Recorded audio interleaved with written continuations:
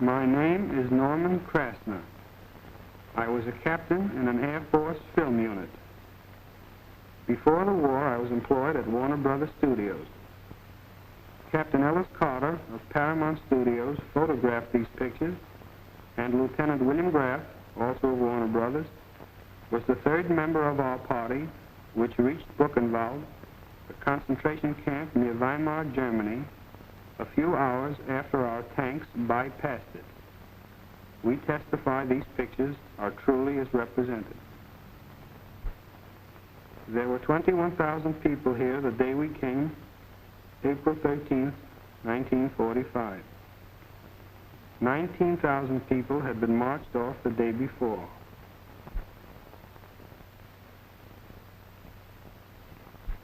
These are Russians, Poles, Hungarians, Belgians, French, Norwegians, Czechs, English.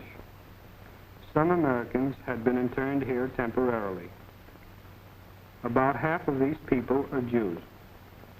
Legally, meaning Nazi legal, these people are political prisoners. Here is a 3-year-old political prisoner.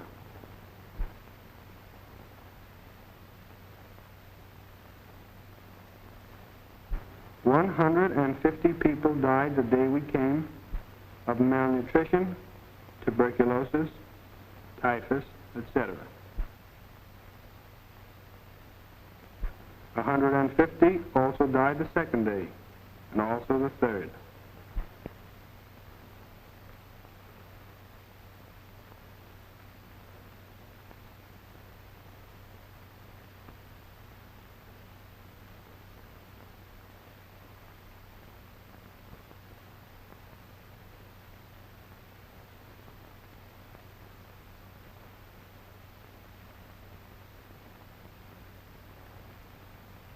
You might ask why our humane army did not save them.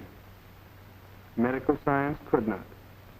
Before the sinking of their vitality could be arrested, they reached death. Most of these human skeletons are now dead. If you were an inmate here, you would be fed soup once a day and some bread. The amount varied. How little it was can be judged by the practice the prisoners had of supporting corpses between them at roll call so they could have the dead man's ration. And this was punishable by death. This loudspeaker used to blare out numbers, day or night. If your number was called, you took your papers and reported to a room where you were hung on a hook, a foot off the ground.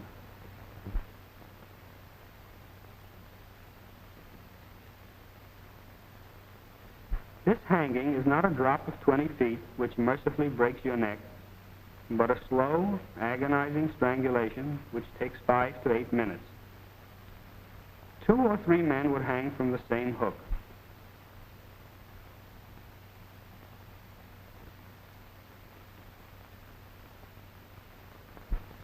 If you weren't dead, you were bashed over the head with this club. This wasn't consideration for you, but for the man in charge of the ovens upstairs who wanted his bodies to lie still. We had color film and could not photograph interiors, but you get the idea. There were 2 ovens, each with a capacity for 6 persons. Only 150 to 200 persons a day could be cremated. You would be surprised how hard it is to dispose of human bodies. The Germans used lime pits too, but this was at a commando or subsidiary. There are about 70 persons represented in this pile, which makes excellent fertilizer. This man was an editor of a newspaper in Warsaw. He is showing us where a Nazi hit him in the mouth with a rifle butt. He seems to be in good control of himself, but as he recalled the time the Nazis came for him, when they took his year-old child and stamped on its chest and shot his wife before his eyes for protesting, he became hysterical. We were determined that the people of Weimar see the sample of their culture, and we marched 3,000 of them to the camp. They saw.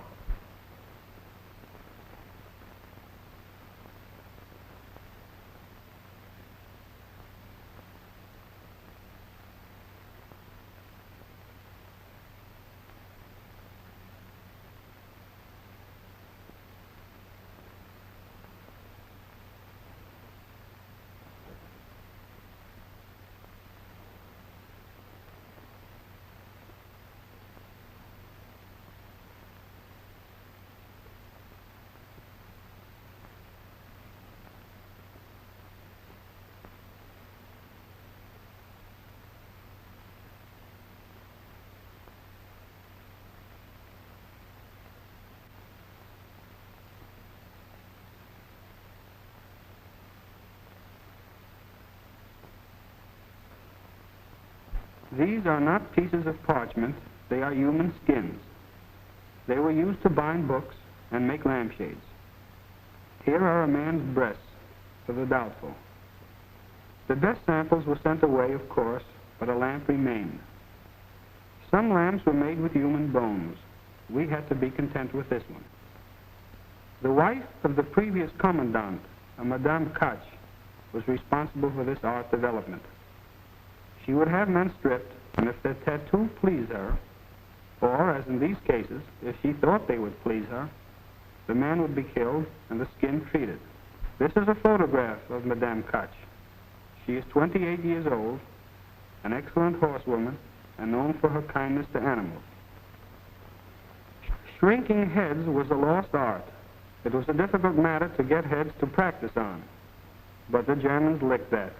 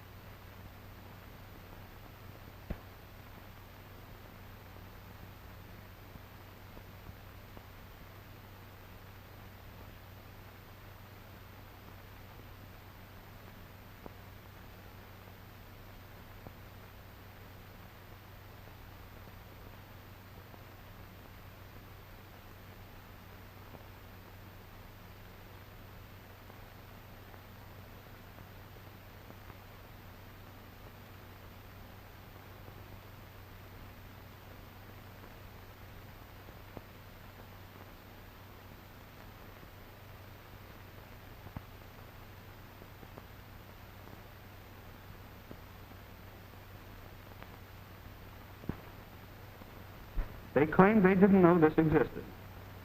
Perhaps. But this camp is many miles long and broad on the outskirts of the city. What did they think was here? And what of the 2 million SS men with brothers and sisters and sweethearts? They must have known.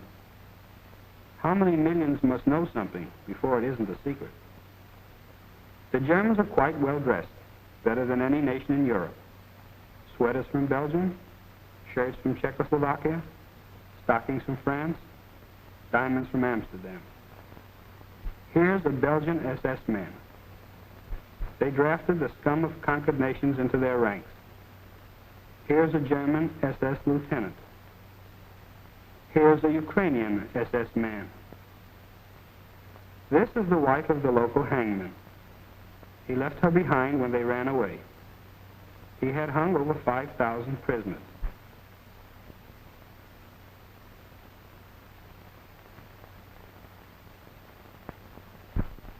The Guards say they were forced to kill. This is a lie.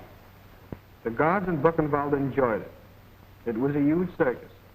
They made games of killing by digging a pit and burying a man to his head and then throwing rocks at the head until it disappeared, or rolling a man in a spike barrel down a hill, or, as a Christmas present in 1943, making 23,000 people stand in the courtyard for 26 hours.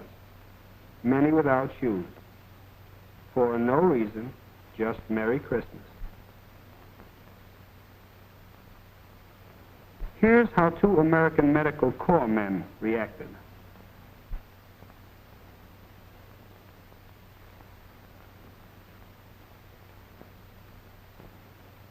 At Dachau, we had the Germans clear the bodies.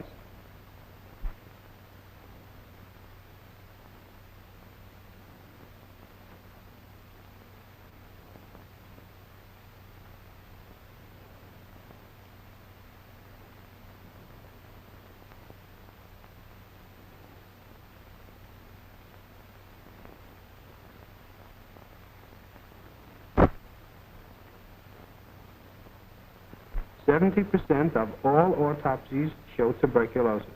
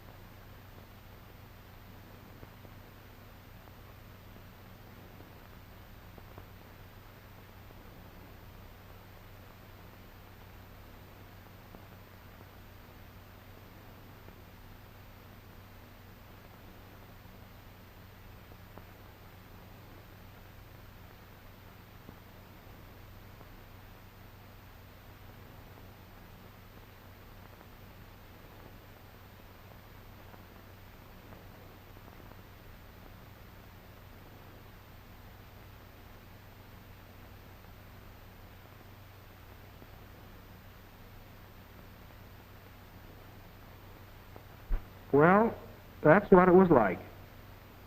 Except for the smell, you're now a big expert on Buchenwald. If anyone tells you atrocity stories are exaggerated, think of these people.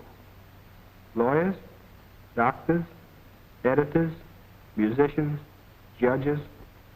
It's hard to believe these people were rich and dignified when their ribs are sticking out.